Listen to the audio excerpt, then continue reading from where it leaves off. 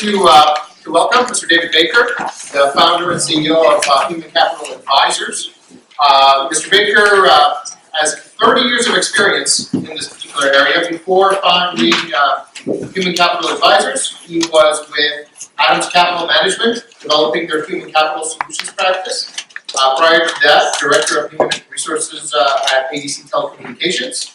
And then prior to that, the first HR executive for WQED here, very close to our hearts here. He has an MA in HR Management from St. Francis and a BA in Psychology and Industrial Relations from St. Vincent's. He has served on multiple boards, one of which is PHRA, and he has done many speaking engagements, many of them right here for PHRA. So please join me in welcoming Mr. David Baker.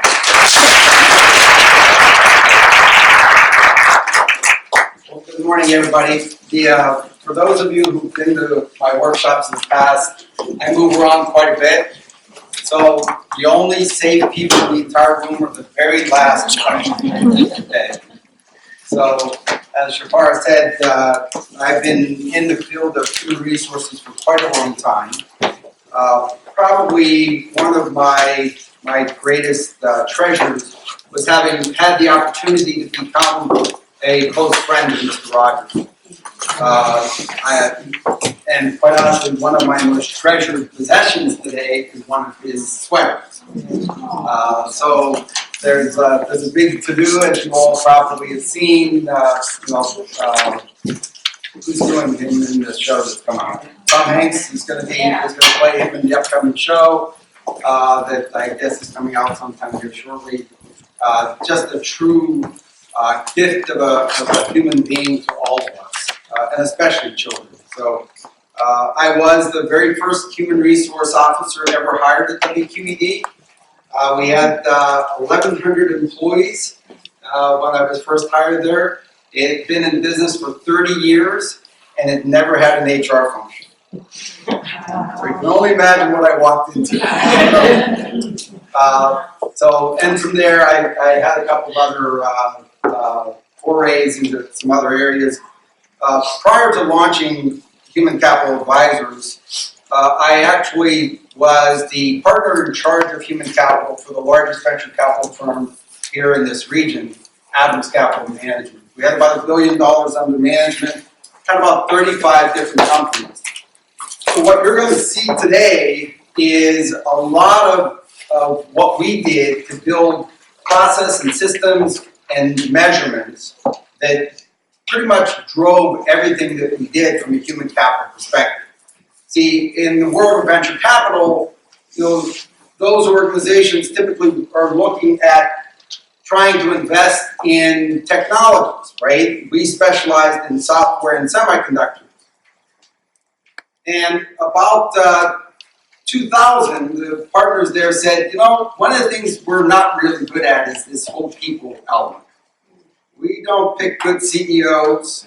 We don't pick good heads of engineering. We're actually pretty bad at this.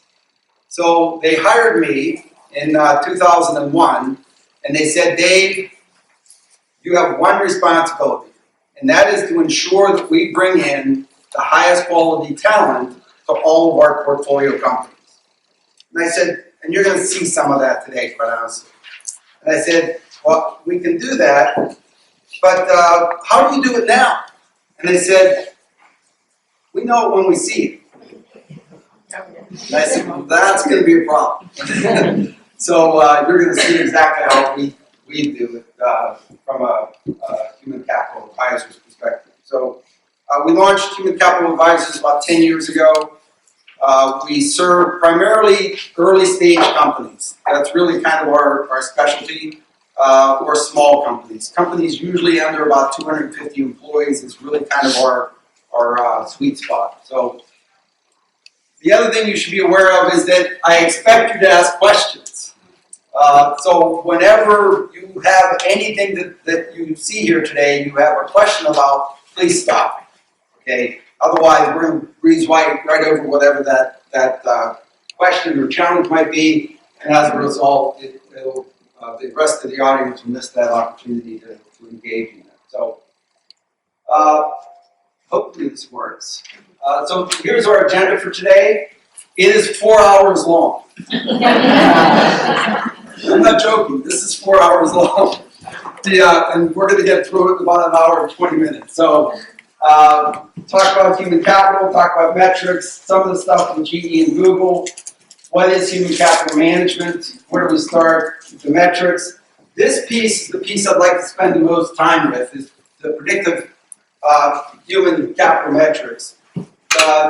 There's 11 of them that I want you to walk away with.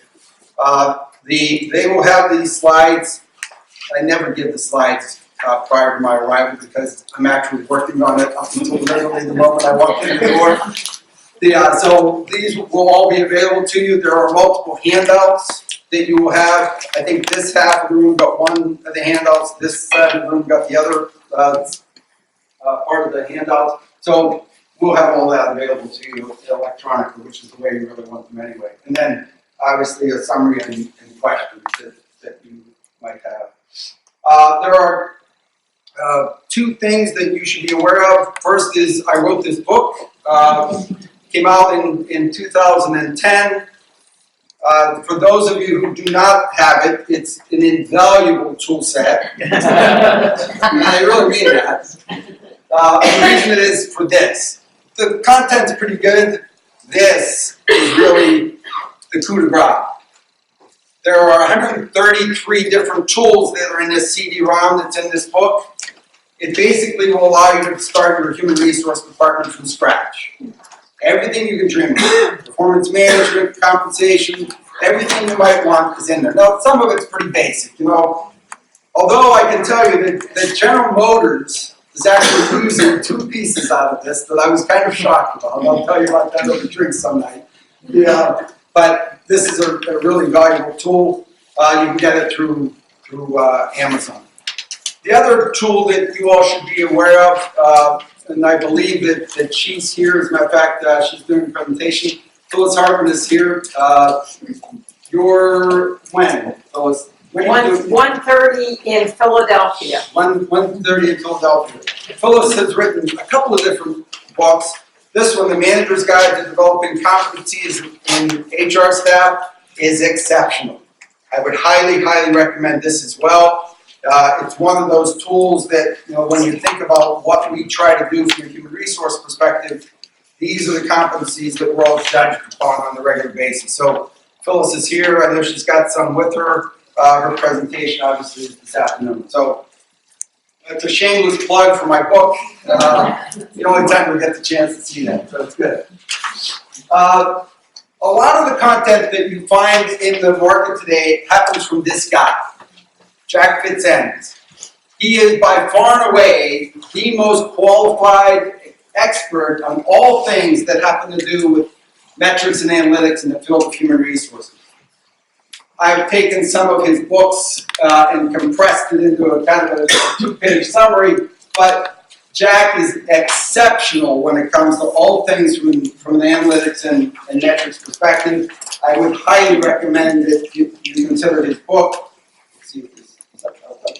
So this book, particularly the new HR Analytics, is a really, really valuable tool. If you're a practicing HR professional in the world today, that's one that you should have on your desktop. So it's invaluable to think about going forward.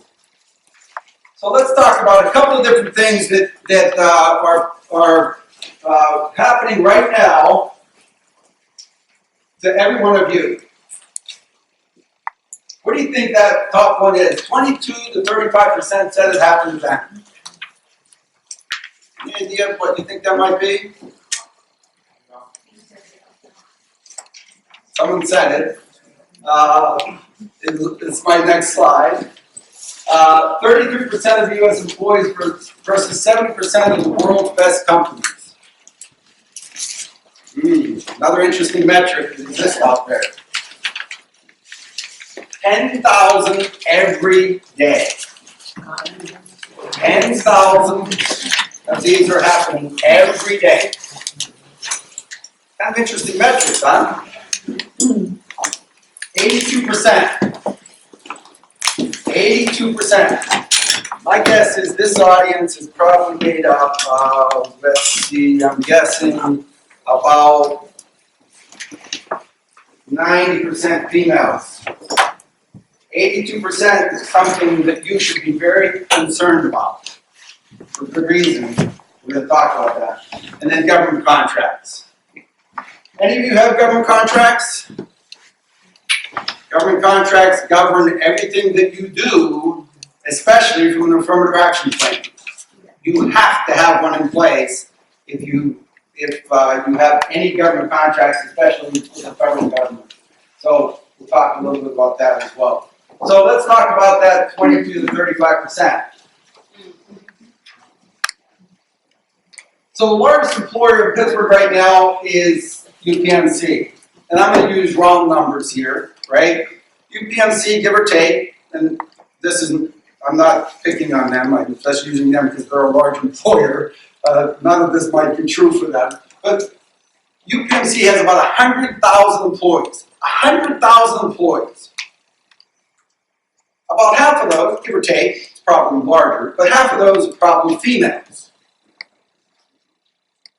If indeed that's a fact, 27% of their workforce is potentially has been sexually harassed at work, according to this number, right? This is a poll that was done by CNBC. 27%, that's about 11 or 12,000, 11,000 people, 11,000 women have been sexually harassed in the workforce. There's one person who's responsible for stopping that, the human resource professionals. That's our job. It rests with us.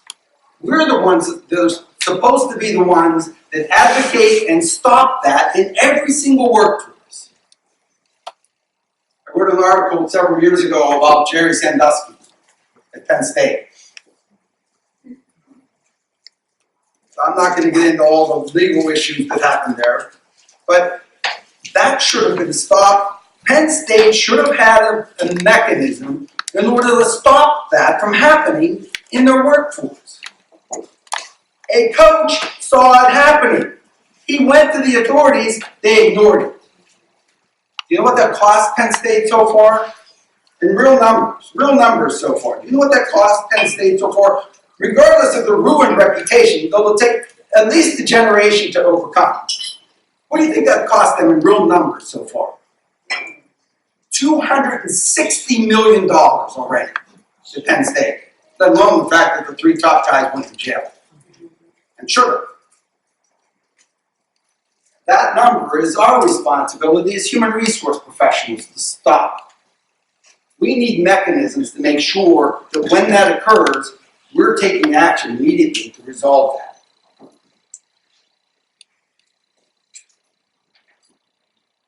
In 2017, a Gallup poll did this survey, and it said that 33% of U.S. employees are engaged at work. At best, engaged at work. 70% of those employees at the world's best companies are engaged at work. That would cause me great concern. Is my workforce engaged or not? So when you start to think about what is the cost of that, they estimate that over $500 billion is lost every year in workforces to the disengaged workforce. $500 billion. Who's got that kind of money to just throw out the window, right? Not too many of my clients do, I can tell you. So, and you talk about all these other things, right? More sick days, increased customer complaints, poor sales results, missed deadlines. It's just riddled with issues for those individuals who are not engaged in your workforce. And then this group. There's three big groups here, right? The traditionalists, as one individual said, was the greatest generation. Those are the individuals that were typically the baby boomers' parents. Those are the individuals that fought the Second World War, right, and into the Korean War. Baby boomers, right? 79 million of those individuals that exist out there today, right?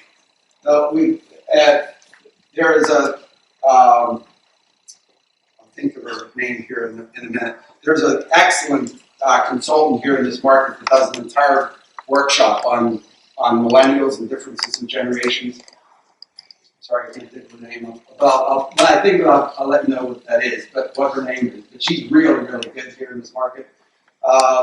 Gen X, kind of that lost generation that exists out there because everybody's talking about the next one, right? Right, which is the millennials. 75% of the workforce by the year 2025 will be millennials. Now, the interesting thing about the millennials, quite honestly, is that they emulate this group because this is their parents. Although they've gotten beat up in the marketplace quite a bit by a lot of different people, I think the millennials are a really good thing for our future. They also, quite honestly, were willing to take on almost anything you throw at them. Almost anything you throw at a millennial, they'll do. They want to be recognized for it, so you've got to be prepared for that. Those people will work their tails off for you because they emulate the boomers, who happen to be a very hard-working group of people. But the interesting thing about that is this. 10,000 baby boomers are leaving the market every single day. 10,000 a day. It's an unbelievable number. Well, what's that mean? Well, at that rate, we've got a huge talent problem ahead of us. Huge. To the tune of 17 million people. There's a 17 million people gap between the boomers and the millennials. And with the boomers leaving the market at that pace, there's not enough people in the next generation to fill that gap. There's not. So right now, any of you having problems hiring any people right now? I'm guessing probably a lot of them are, right? It's going to get worse. Much, much worse. 4.1% in labor statistics, 4.1% is full employment. We're at that number as we speak. We're at full employment. What that means is basically about 4% of the population is moving at any given time. They're going to another job, they're relocating somewhere else, they're going back to school, they're doing something else. About 4% of the population is always in motion of some sort. You're at that number today. So one of the things that happened was a large group of companies about 15 years ago decided that they were going to start looking outside this country to go and find talent. They were anticipating, now they had labor analysts that worked for them, employment analysts that worked for them, and they were saying, we're anticipating now that when those boomers start leaving the market, we're not going to have enough people to fill those positions, so we have to go subcontract to India and to China and these other countries, a little bit because of the cost of labor, but mostly because there's not enough people in this country to fill those positions. It's a big problem for us, especially as employers out there today. And we all have to go out and hire people, so there's your challenge, right? That's what's happening to all of us as we get ready to move forward. So this is that huge gap that exists out there, right? The millennials to the boomers. You can see this huge gap. It's just astronomical what this big difference is in the overall population that exists in the marketplace today. So it's just going to get worse. We can't create people, right? So I guess we could create people. That's another issue. How about this one? Why is that still today? For goodness sakes, it's 2018. Why is there a 20% gap between what women make and what men make? Now, I can tell you, all the men will tell you there's a lot of different things, right? Women leave the market, they come back into the market, they go out and have children, they come back. Folks, guess what, folks? This rests on our shoulders as human resource professionals. One of the analytics you should be doing inside your workforce is trying to determine where that is for your entire workforce. And if you're not doing that, quite honestly, you're not only you're failing your job as a human resource professional, we're failing women. My wife is the hardest working person I know.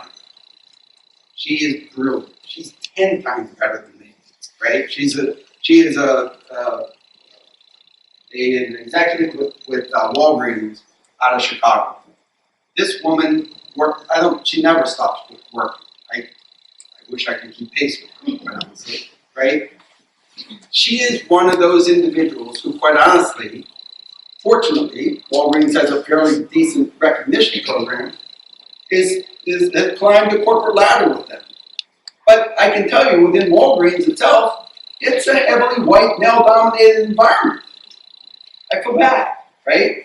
But it is. Now, the reason is because those individuals who were there longer happen to be there much longer than she was. She's only been there 15 years. Most of their executives have been there, 20 and 25 years. So does that make it right that she's all of a sudden? No, absolutely not. So this issue is also one of our responsibilities as HR professionals in the marketplace today. So again, from a general perspective, the difference between the earnings of men versus women out there in the marketplace. And I can tell you, the last person you want to ask this question is someone who's a male running PHRA analytics, because he's going to rationalize why that occurred. The real answer will come from a female running PHRA analytics. No disrespect to any of the males in the room, but it's true. So anyway, there's some numbers for you to think about as we start to move forward. So, human capital, right? It's what runs our businesses. The motto for our organization, Human Capital Advisors, is built around people. What can we do in order to maximize the potential of people in every organization that we serve? So, when you think about the diversity of the people that we reach out to, it's really exceptional from a marketplace perspective. The interesting thing is that a lot of organizations have done a lot of things to try and make that important, but not absolutely paramount. Jack Welch made a huge difference. He's the one that actually saved GE. Now I know GE is on a little bit of a rocky road right now because Jack quite honestly left, but he made this comment about human capital being the most important asset of any company, and its management is critical to every company's success. Any of you know what Jack Welch did when he first got in the position as CEO of GE? He acquired the name Neutron Jack. And the reason was because he put in place a performance management program. His performance management program was brutal. His program took out the bottom 10% of the workforce for the first 3 years he was the CEO. I'm not recommending that you go in and go to that kind of an extent, but he knew that he needed to create a change in the culture for an old company that was doing things old ways. They were comfortable doing things in old kind of conditioned responses to the workforce. And Jack said, we're changing that. I need human resources in here. We're going to fix that immediately. And he put in place this performance management program that literally took out the bottom 10% of the workforce for the first 3 years. Now, everybody inside the organization said, well, where do I have to be? Well, I got to be off the 10, I got to be higher than the lower 10%. No matter what happens, I got to be better, right? He only needed 3 years to convert that entire culture to one that was extremely high performing. Now, everybody thought it was going to continue forever. He didn't. As a result of that, quite honestly, he completely flipped the company. Now, of course, GE, a huge, huge company, and the only way he was going to be able to do that was to do something that was very innovative, and it was driven by a human resource practice. His HR VP said, this, he said, if businesses manage their finances as carelessly as they manage their people, then they'll all be bankrupt. I always ask, are your people really assets, or do you treat them as liabilities? Are they? So, his book, The Talent Masters Act, is actually a really good book too, if you're looking for something. He talks about some of the practices that they implemented at GE, but again, a really, really innovative approach to all things being done from a human resource perspective. So, some quick metrics regarding HR in general. This came from a McKinsey report. Only 34% of surveyed executives, these are not the HR executives, view the HR function as a strategic partner to their organization. When they started to talk about the challenges, HR, as they said, lacked the capability to develop talent strategies, and especially those aligned with the business. They're not held accountable for talent management. It doesn't provide enough support to line managers, and it's an administrative department, not a strategic business partner. Well, most HR folks that I know today have completely converted that, or at least they're trying everything they can in order to convert that. And therein lies, quite honestly, what we are perceived by a lot of executives in the marketplace today. What a horrible reputation to have. That we're not strategic, that we're administrative. Who wants that reputation long term? Not me, right? So we really want to make a huge difference, and some of the things we talked about today will do that. So, you know, the part of the challenge of the cycle of employment is, you know, the key is to retention, keeping employees, doing whatever you can to keep your employees engaged with you. So we're talking about the reputation of the organization, the recruitment of those individuals, the reception of those individuals to the organization, rewards, recognition, and retirement. Kind of the way human resources has traditionally been perceived out there in the marketplace at large. Well, that's probably pretty true in that at its fundamental level, I think probably it captures most of it. But the interesting thing is that this is really what strategic human resources looks like, right? When you start to think about the analysis, the recruitment, the development, and the retention of individuals, it's all geared around one huge thing, competency management. Funny that Phyllis talked about that from a human resource perspective in her book, right? HR competencies, there it is, right? So now you start to think about the workforce strategy, assessment, selection, performance management, employee development, talent and succession management. Having and following a strategic vision, right, as to how those match from a business objective perspective, all the way down to those ultimate outcomes, right? Attracting the top talent, building pipelines, developing those performers, managing individual performance, and enhancing retention strategies. That's what human resources is really all about. That's what we should be doing. That's what our responsibility is to ultimately try and make a difference in the marketplace at large. So this is any of you use Wordles at all? You know, Wordles. So Google created this. So what they did is they said, and you can do this right now. You can do a Wordle and say, so I did this. I said, I want to find out what human capital is.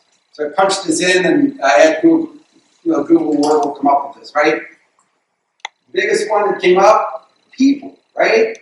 Employees, time, focus, goal set, manager.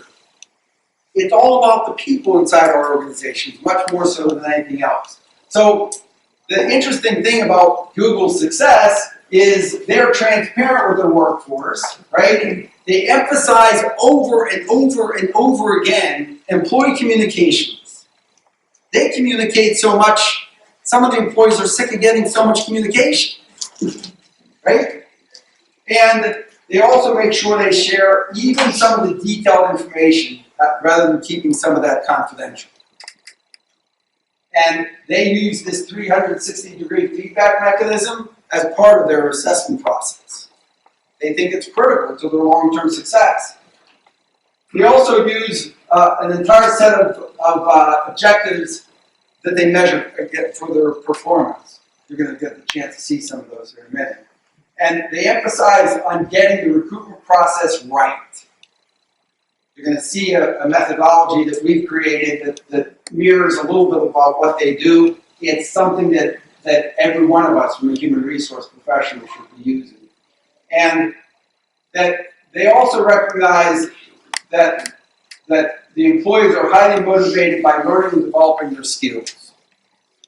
This piece right here, the learning and development of the skills, is paramount to millennials.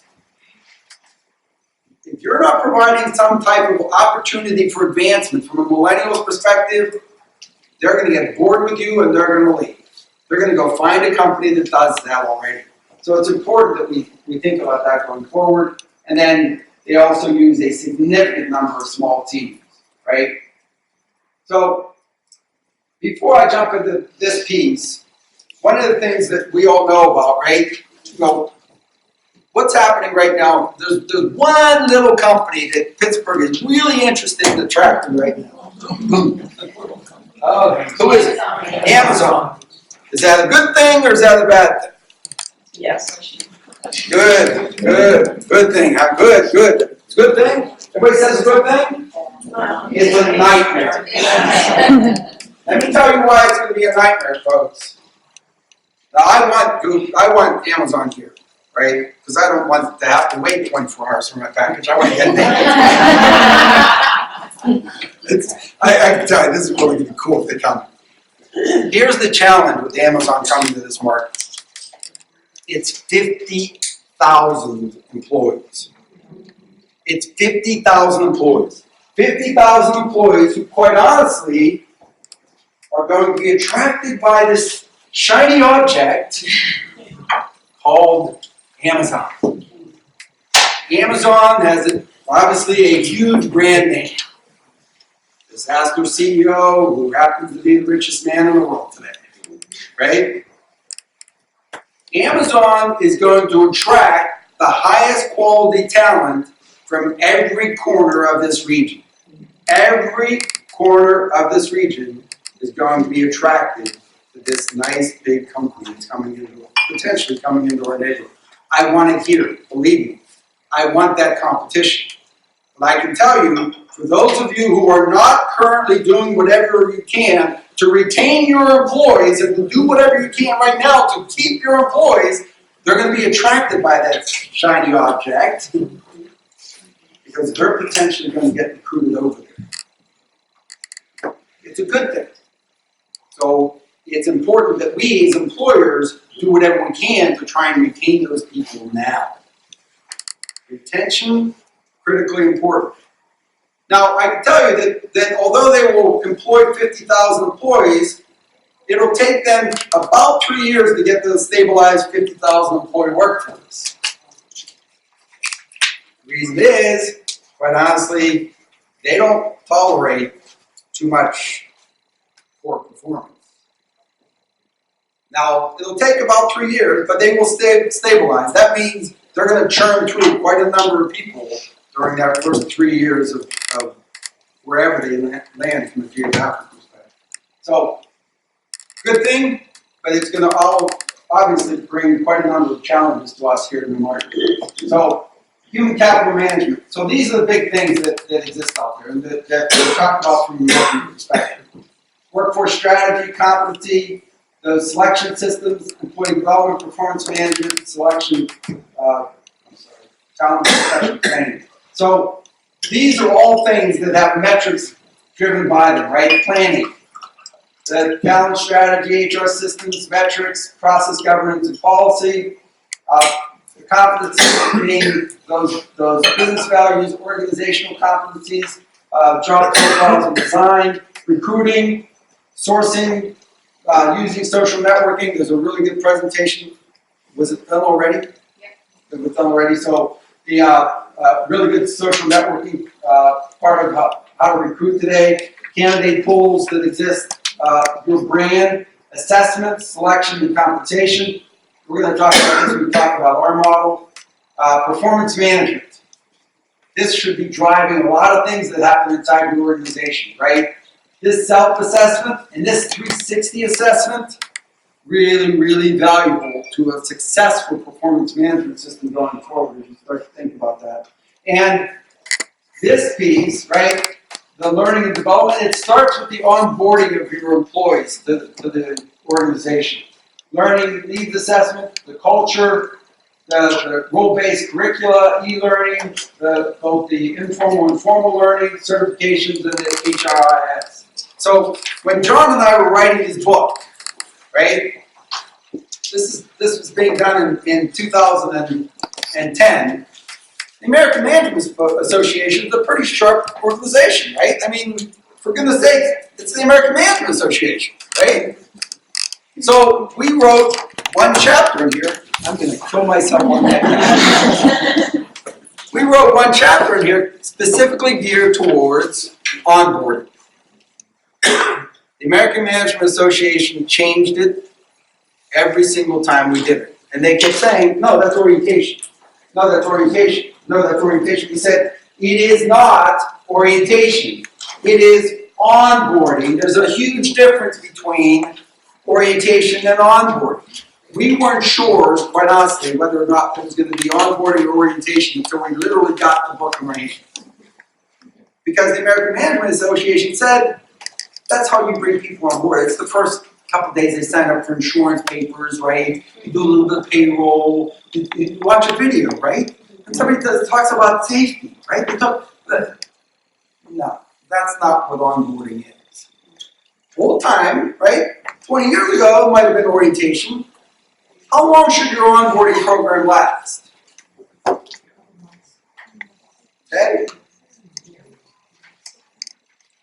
At least a few months. We recommend 6 months of onboarding.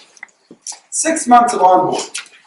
We just filled the chief executive officer position, literally Tuesday night. No, I'm sorry, Wednesday night. The CEO went before the board of directors. Individuals accepted. The board says, great, the individual's going to get hired. They're going to start April 15th. It's not like, now the hard work starts. The board said, what do you mean the hard work starts? We spent 90 days working on trying to get this position filled. We finally have the person on board. I said, of all the positions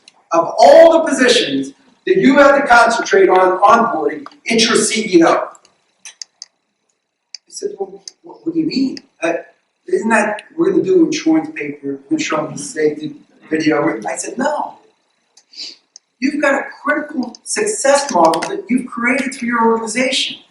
Now's your chance to onboard that individual with the interface with every member of the board of directors, every one of the stakeholders that they're going to serve, and every one of their customers. And so we've already established, we actually had one already prepared. Here's the onboarding program for the CEO of the organization. We're like, are you nuts?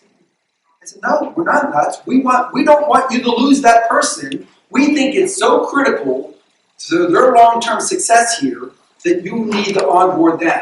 And when that person gets onboarded, they're going to onboard everybody else inside the organization as well. Because they consider their employees to be assets to their organization, not liabilities. And we're going to start with the CEO. We're going to pass that down to every single employee inside the organization. Critically important as we start to think about that long-term success going forward. Succession planning, really, really big deal, right? As the boomers leave the market, this piece should be part of every one of your plans.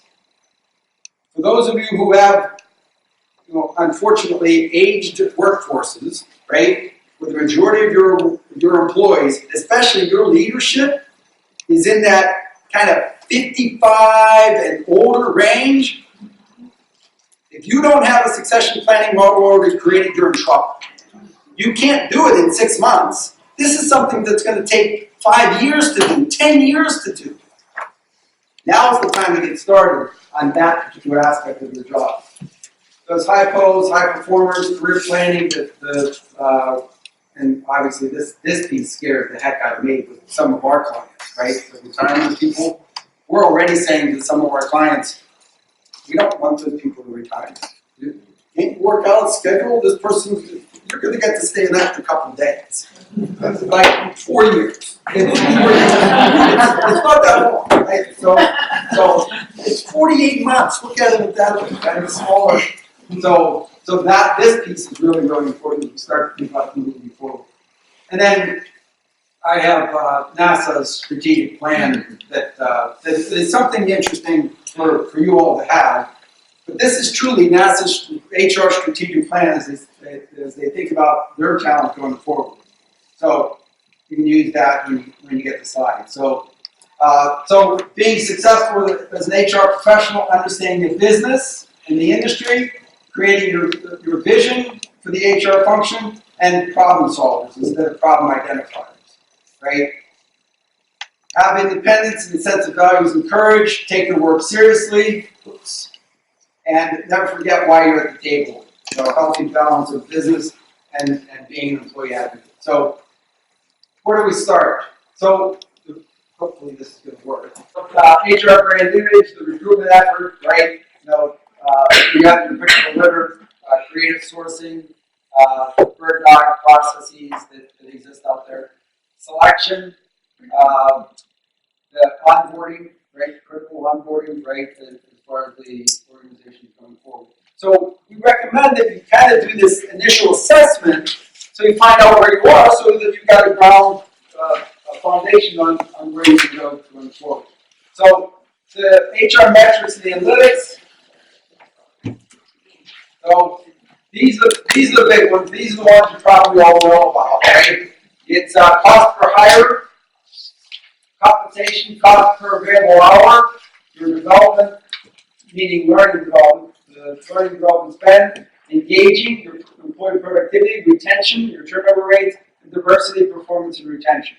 So this side of the room got this other handout. So yeah, I actually thought I was only going to have about 30 people at this presentation. So 30 on this side and 30 on that side. So this is, and that's what this next set of slides are. So you know going forward. The interesting thing about these metrics, right, is these are the things that you all probably already have or probably are already calculating as part of your normal processes, right? Absenteeism. Why would you have to measure your absenteeism? Because back to employee engagement, you start to think about that, right? High absenteeism typically means your employees are not fully engaged. Your compensation analytics. This happens to do with that. Why are females only 80% of the males, right, within your workforce? Cost of employees by department. There's an interesting number. But now you're all of a sudden able to determine exactly where you're spending all your extra money within the organization. Anybody here do cost per hire? The really important recruitment metric. The very, very important recruitment metric because it'll tell you exactly how efficient you are and where all that money is being spent. Diversity ratios, right? Now, diversity ratios are not just important for those of us who have travel contracts. Why are we concerned about diversity ratios inside our organizations? Be honest. Why? It brings depth. What else does it bring? Why would you want to make sure your diversity ratios are high or strong within your organization? Why? Those?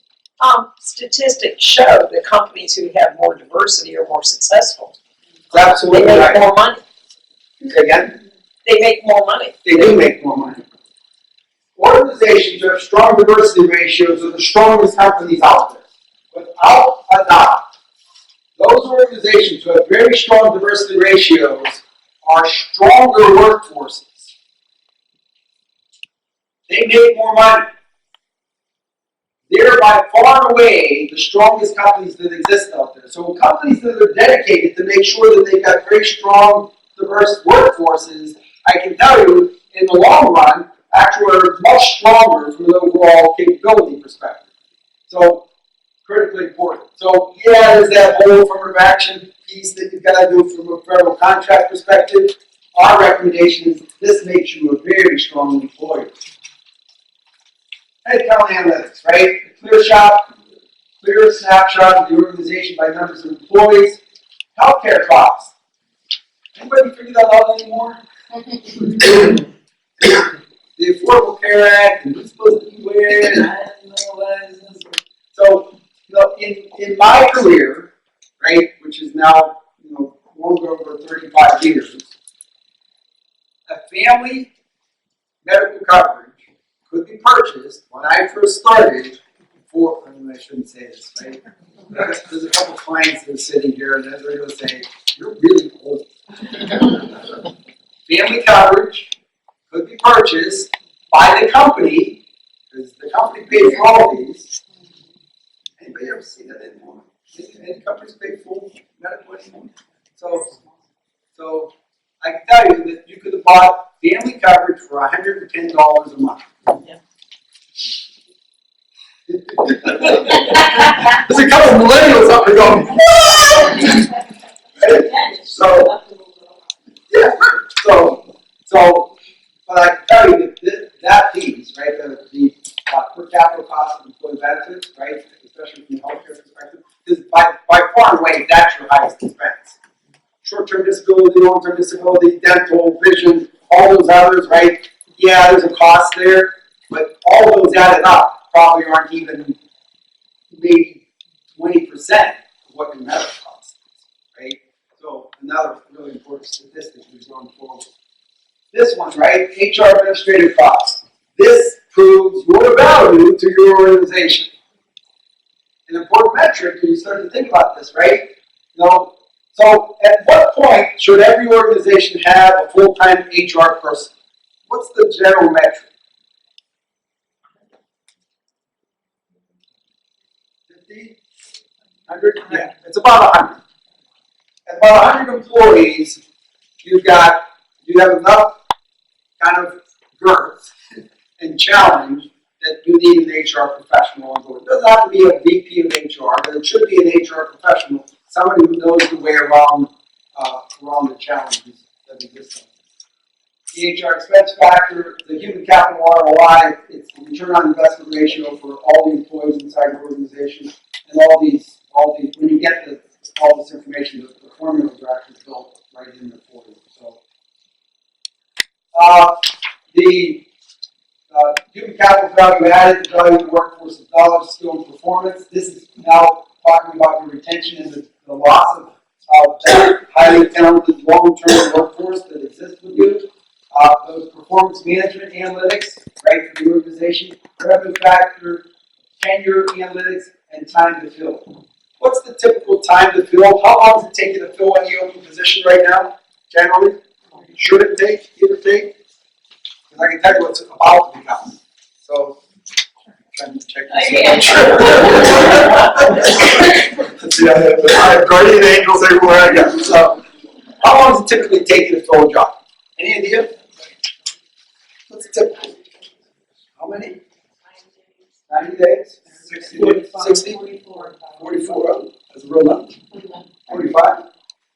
Yeah, it's somewhere right now, if you have already a system that's ready and flowing, right, as far as the mechanisms are concerned, it should take you somewhere at about 40, 45 days, give or take.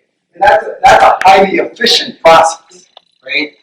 Now you posted it, now you're doing review of resumes, now you're scheduling interviews. It's the scheduling that causes the delays, right?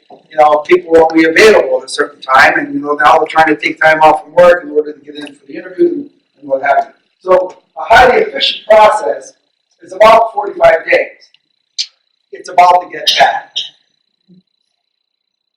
Anticipate that within the next 2 years, the average time to fill a position will be over 60. Within the next 2 years, it'll be over 60. As the market, as the availability of talent continues to shrink more and more and more, it's going to take you longer and longer to find the right individual. So expect this piece, this time to fill, to be much, much more difficult as time goes on. Training investment factor, what is your training cost per employee? Your turnover analytics.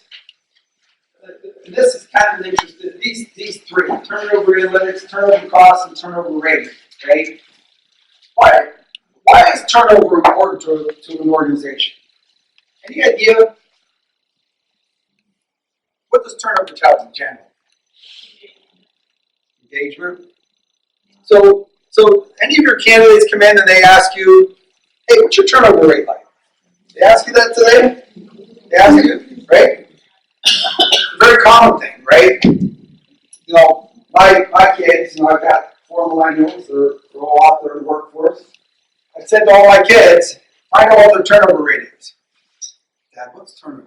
You know, 2 of them are engineers, one's a pharmacist, you know, the other one's a technical recruiter, you know, so why do we care about turnover, Dad? You know? So, well, I'll tell you exactly why you care about turnover. Because a high turnover rate typically means people are leaving at a higher rate than they're staying. Oh, so what should that number be, Dad? I don't know. What should that be? So, well, in today's market, depending on where you're at, it depends on what the company does. For a call center, it's going to be very high, right? It could be as high as 40% in a call center. If you're in something that's, quite honestly, geared around healthcare workers, right? Also very high. Social workers, very high. That number is north of 30, about 34% in the workforce today. That's very high. So you can't really say, well, the standard turnover rate is 10%. That doesn't work, right? Because they're different industry to industry. But I can tell you that number, these turnover rate numbers, are really important because it tells you how well you're doing at retaining and keeping your people with you, right? So there's your metrics in order to try and come up with those numbers going forward. Workers' comp. Anybody know what their workers' comp rate is? What their evaluation rate is? See, if I had asked any one of you back in the 80s what that number was, every one of you would know. Because in an industrialized world, right, in a steel company, this number is critically important because they wanted to keep that number as low as possible. Because for every employee you have employed by you, your workers' comp number, your evaluation rate goes up with the number of injuries and illnesses that you have as a result of being employed. So that aspect is used to be a big number. From an employee perspective, it's something that is quite honestly in a service world has fallen off considerably. And then workforce analytics, simple head counts, including permanent employees, vacancies, contractors, and then finally the workforce demographic analytics and your workforce structure analytics. This piece, your workforce demographic analytics, right, critically important to your success. And the reason I say that is this. What is the average age of your workers? You know? No. John Oliverio is sitting up here and he's shaking his head. John Oliverio, I guarantee you, has every one of these metrics in 10 more. So he probably has 20 more. So yeah. But I can tell you that all those metrics, those demographics, will tell you about what you need to do in order to plan for your workforce going forward. It will also tell you, quite honestly, where your millennials are and what you need to do in order to manage your workforce as a whole. Most importantly, what's your biggest challenge with those boomers who are potentially going to be leaving the market as you start to move forward as well. So, this piece, the selection of employees inside your workforce, is one of the most critical elements to your long-term success. All of our success going forward. So, if you ran an ad today, where would we run it today? Indeed, right? Indeed, Monster, career builder. How many typical responses do you get today? Generally, what do you typically get to a job posting? 60? 102? Talking to a company over here. Any others? Depends on the job. Yeah, generally speaking, for any typical job posting that exists out there, you typically get about 100, you used to get, I should say, about 100 applicants.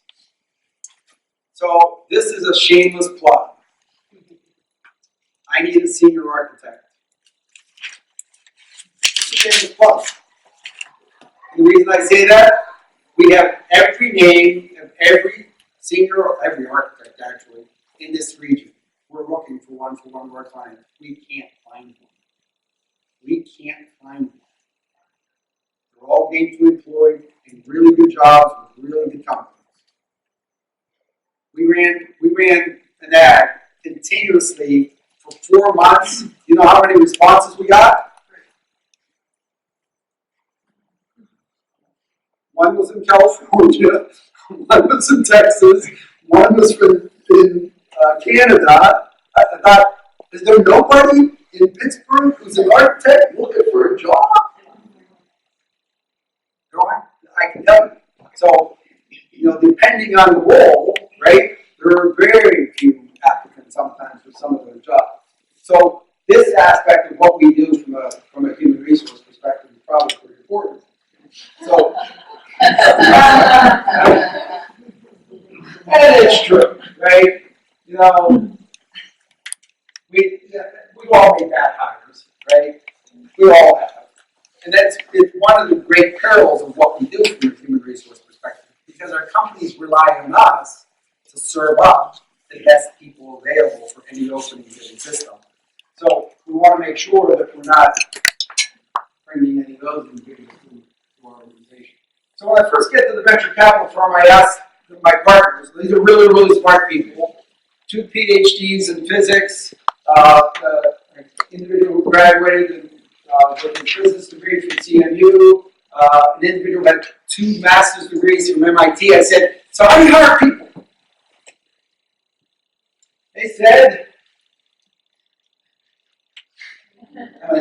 no, please tell me you're not using. And then, this one individual from MIT, a really absolute brilliant individual, said, I'll know it when I see it. And I said, no. He said, oh yeah, I know it when I see it. And I said, no, you won't. I said, you need to add scientific process to that. You need to add an entire series of things to qualify the applicant, from the work experience, their education, make sure that you're running them through structured interviews, make sure that you're doing some type of testing, an evaluation of where they are, what they're bringing to you from a overall skill set perspective, and you also want to make sure you're assessing risk, right? Those background checks, those employment references. So we have one of our forays into when we launched our business was into the Marcellus gas phase, right? Me and 2 of my partners actually went off and started the Marcellus Resource Group, extremely successful. One of the very first contracts we get is with a water transportation company. The owner went out and bought 500 water trucks. These are big trucks, cost a lot of money. 500 brand new trucks. Dave, we need you to hire 500 drivers. Right? 500 drivers. We have about 6 months to get fully up to speed. Okay, 500 people, 6 months. You gave us a little bit of time, right? At what point did we stop? At what number did we stop? Because we ran out of people. What do you think? 500 openings. 900, 750? We ran out at 375 employees. We ran out of candidates at 375 employees. You know why? Screening. Right there. I couldn't pass a drug test. 500 openings, 375 people, give or take. So we went through literally a couple thousand people, right? There were thousands. They wasn't like we didn't have candidates. We had a lot of people that could do this job. They all had CDL licenses. We ran out of about 375. And then I thought, I'm never getting on the highway again. I was scared for my own safety. I started thinking to myself, is that the truck that doesn't? Is that the truck that? Because I'm thinking to myself, we watched it firsthand. It was crazy. Did you find it eligibility for employment, green card? So most of these people were for here in Western Pennsylvania. We were bringing them from everywhere, right? So they were paying pretty decent money, right? So one of the biggest challenges to that job, honestly, was you work 24/7, right? Those wells, anybody seen one of these wells, right? That thing runs nonstop for about 6 months, right? It doesn't stop, right? So most of those people didn't. They wanted to be out Monday and back Friday, so.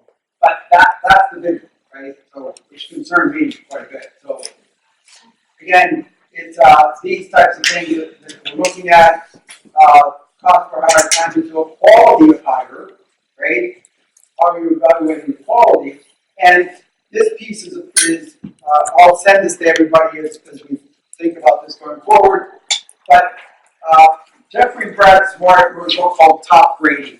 This is exceptional, although one of the most important things in it, quite honestly, is their calculation of the cost of turnover.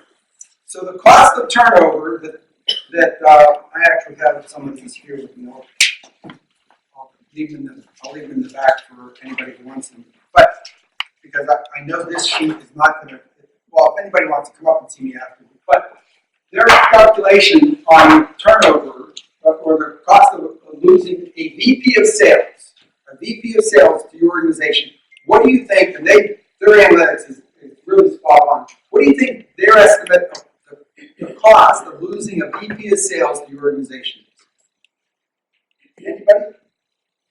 Is it 1x their salary? Is it half their salary? What do you think? What do you think the cost of losing a VP of sales? 6x. 6x. And the reason is ramp time to get up to speed, of all the contacts that they made that they walked out the door with, all that intellectual property they literally walked out the door with, they estimated it 6 times their annual salary. So that's the highest cost of losing that level of position, and then they drop all the way down. The lowest cost of losing any employee inside their organization, according to their analytics, is 1 times your annual salary. Losing any employee cost at least 1 times their annual salary, and here's the metrics to prove it. So we won't get into that here shortly, but that's actually the document that comes with it. So again, the cycle satisfaction, this is especially important from a millennials perspective. High employee satisfaction means greater loyalty, customer satisfaction, customer loyalty, and higher profit margins versus low employee satisfaction, low loyalty, low customer satisfaction, loyalty, and lower profit margins. So these are your typical high, largest human capital measurements that exist out there. You can see employee engagement is the largest one. Leadership, employee commitment, readiness, so on and so forth. These are the ones that are typically the leading measures that exist out there, right? Engagement, leadership, turnover, employee satisfaction, diversity, and workforce age, especially today. So also critically important as we go forward. So this next piece, and I've only got about 9 minutes to try and get through this. There are 11 predictive HR analytics that exist out there. So they are these: professional managerial ratio, readiness ratio, commitment ratio, leadership ratio, climate culture, training, accession ratio, which is growth within your organization, depletion, executive stability, management ratio, and training investment factors. So I have these formulas, so when you get these set of slides, you're actually going to get all these with it, right? So, but these are the actual definitions for each of these as you start to go forward. The readiness ratio, percentage of key jobs with at least one person ready to take over. If you've got what do you mean you got everybody ready to fill our position? So, the measure is obviously suggested resilience of the organization, ready, preparedness for disruption, commitment ratio, this is again, talks about that engagement ratio of your employees to your organization, measured by doing an employee survey or hire. And you do employee engagement surveys, employee surveys today. Very, very valuable tool. Invaluable. And you should do them regularly. They should be part of your normal metric gathering, right? To try and figure out a lot of information, not the least of which is your commitment ratio. Leadership rating, the performance rating of current leaders. How many of you do upward appraisals for your performance appraisals? Oh, please do those. It's one of the most valuable tools you can have. It's hard sometimes to convince the senior leadership that they should be evaluated. How you doing as part of managers, right? They always say, "Yeah, I'm great. I'm the best." Can you imagine Trump, right? He's obviously the greatest person who's ever lived, right? So he's done perfect as far as all those ratings are concerned. But can you imagine if people did an upward appraisal? Honestly, they're very, very valuable to you going forward, right? As far as leadership ratings are concerned. Climate culture. We have in our presence an individual who is an absolute expert in climate culture. Michael Couch is here. Michael Couch is doing his presentation at 1:10. The next one, right after. He'll be in this session. Michael is one of the best culture experts actually in this entire country. He happens to be physically here in Pittsburgh. You should absolutely hear his presentation. It'll be exceptional for you. And it's talked about, again, predictive analytics going forward. So, training rating going forward as far as how your training is doing. The ratio of new and replacement hires as a percentage of total employment. Completion ratio, the percentage of lost talent to the organization. Your executive stability. Now, of course, in the past 2 weeks, I think the Trump administration, happens to have lost 5 or 6 of these pretty important people to his team. So someday, in 10 years, I guess we'll figure out exactly what happened there, right?